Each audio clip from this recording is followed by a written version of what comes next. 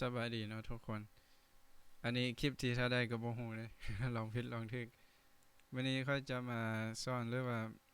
มาแนะนำวิธีการเฮ็ดอันนี้ curve ประมาณนี้เนาะเขาเรียกว่า demand and supply curve จะบ่แม่นตามหัวข้ออันนี้เนาะเขาจะมาเฮ็ดอันนี้แบบคร่าวๆโดยที่บ่ได้ใส่ตัวเลขใส่ตัวหนังสือหยังรายละเอียดเนาะแต่ว่าจะเฮ็ดเส้น demand กับ supply เนาะบทเรียนอันนี้มาจากบทเรียนที่ค่อยเรียนเทอมที่แล้วเนาะรู้สึกว่าบางเทื่อถ้าบางคนถือว่าต้องเฮ็ดต้องนำเสนอเนาะอืมและจะได้เฮ็ดอันเคิร์ฟนี้ไปนำก็เลยคิดว่าบางคนอาจจะยังบ่ฮู้วิธีการเฮ็ดที่มื้อนี้เขาจะมาเฮ็ดให้เบิ่งเนาะง่ายๆเนาะบ่ยากเนาะเอาไปเริ่มต้นกันเลยเนาะทำอิฐนี่เนาะมาเบิ่งตัวนี้เบิ่งอันสัญลักษณ์อันนี้ shape มันอยู่บนนี้อยู่แล้วเนาะอยู่ home ถ้าบ่เห็นก็คลิกบนนี้แล้วจะเห็นอันนี้แล้วกดคลิกเข้าไปเลือกเส้นอันนี้เนาะเราต้องการเส้นซื่อทำอิฐเราก็ลากลงมาซื่อๆเนาะเราต้องการเส้นทางอันราคาหรือว่า price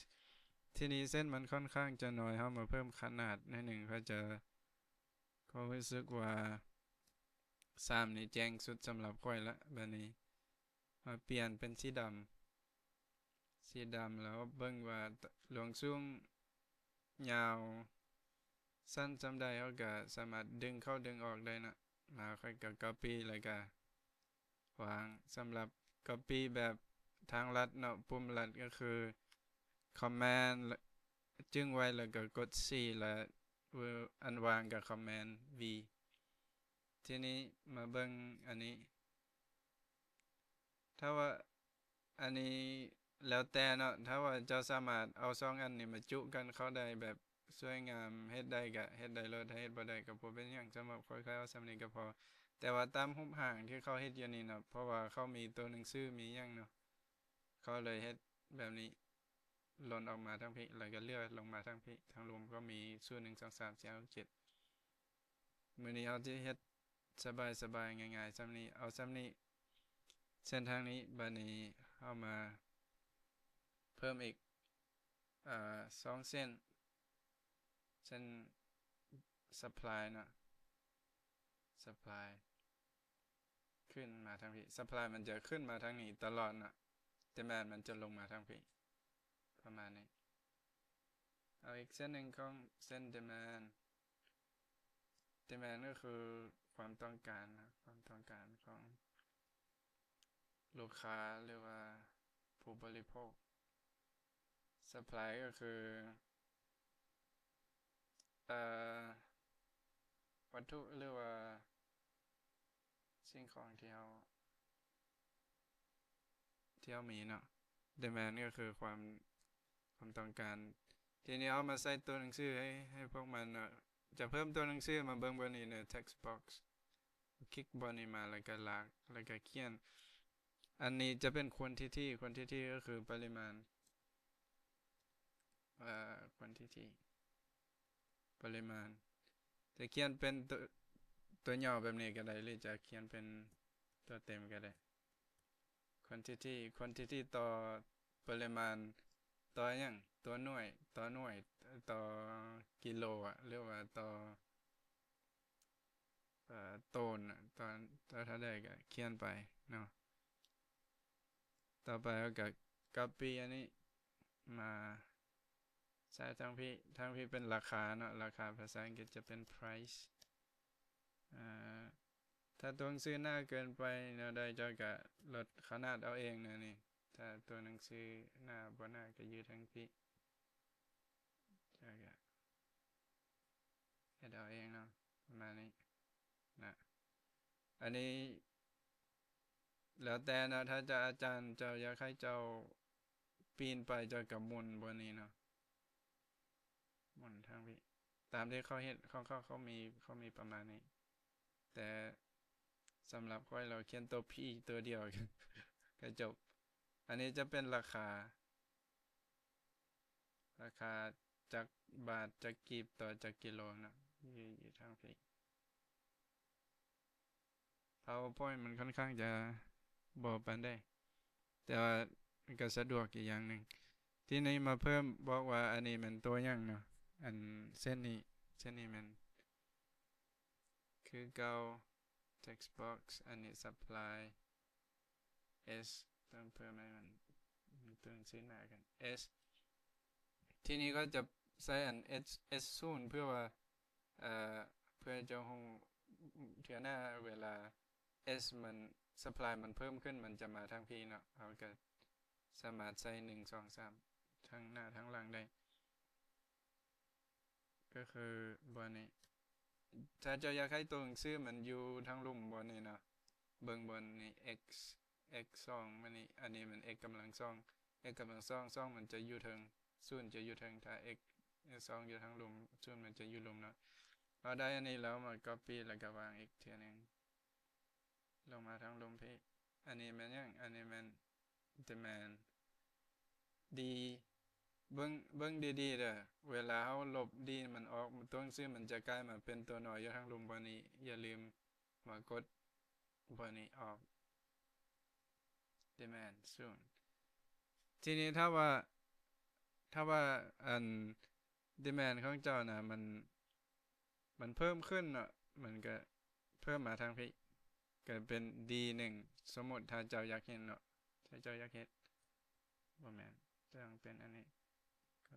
พี่แล้วก็วางลงต้องมาทางพี่ส่วนมันไปไล่ไปหน่อยแล้วแต่เนาะแล้วแต่ขนาดทั้งรูมนี้แล้วแต่ปริมาณว่าจากร้อยจากต้นจากพันจากหมื่นเจ้าก็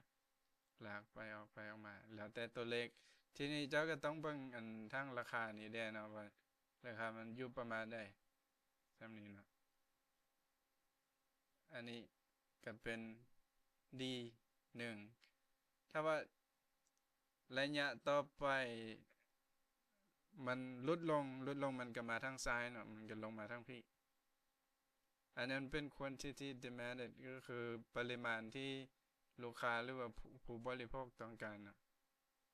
ประมาณนี้เนาะอันนี้ก็แล้วลบเนาะส่วนซื้อบนนี้เจ้าก็คือเก่าเพิ่ม text box แล้วก็เขียน demand และก็ตัวนี้เนาะ supply ประมาณนี้ง่ายๆเนาะซำนี้เจ้าก็ปรับแต่งว่าอยากให้มันอยู่บ่ได้อยู่ทางใดก็ปรับแต่งได้เลยส่วนถ้าว่าเจ้าอยากให้มันอยากได้อันนี้ไปใส่บนอื่นแล้วบ่อยากโหลดบ่อยากหยังก็แคปหน้าจอไว้แล้วก็เอารูปมันไปแปะเนาะแปะไว้บ่ได้ก็ได้อีกอย่างหนึ่งถ้าบางคนอยากเฮ็ดเส้นในนี้เนาะว่าเฮ็ดไหนเฮ็ดแนวใดเนาะเอามาแต่ใส่บ่ยากเนาะอันนี้ก็เฮ็ดคือเก่าแหละก่อนอื่นมาเปลี่ยนสีอันนี้ก่อนเปลี่ยนสีให้มัน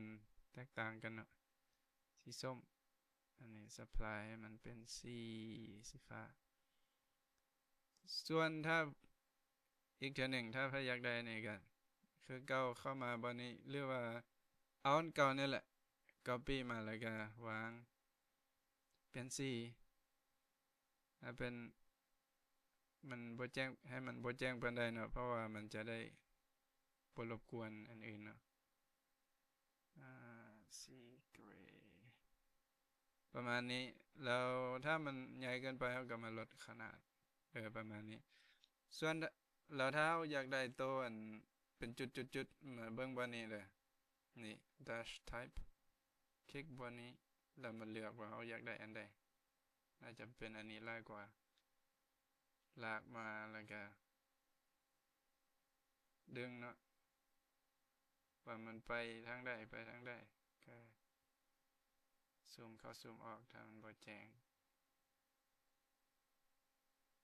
เข้าไล่เกินไปประมาณนี้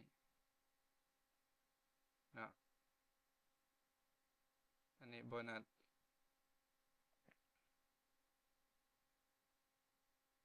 จากได้อันใหม่ถ้ามันเห็นบ่บ่นี้มันเข้าไปเกินไปก็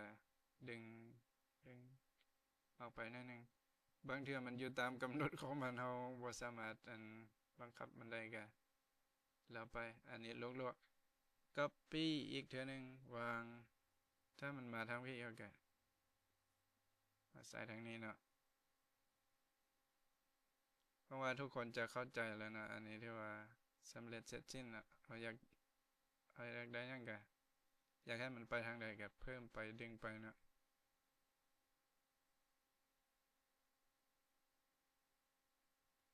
ประมาณนี้ระดับต่อไปสมมุติถ้าว่าเจ้าอยากเฮ็ดแบบนี้เนาะตามหัวข้อที่เขาว่านี่บางเทื่อเขาจะให้เจ้าระบายสิว่าซองอันนี้เป็นสิหยังระบายสิ่งนี้อันนี้ก็เฮ็ดได้ง่ายๆแต่ว่าเอาไว้เป็นคลิปต่อไปเนี่ยต้องถ่ายเบิ่งว่ามีคนถามแล้วค่อยจึงเฮ็ดถ้าบ่มีไผถามข้อยก็น่าจะบ่เฮ็ดแหละมื้อนี้เอาไว้ส่ำนี้ก่อนขอบใจหลายๆที่เบิ่งแล้วก็กดไลค์กดติดตามให้ได้เด้อแล้วเจอกันใหม่บ๊ายบาย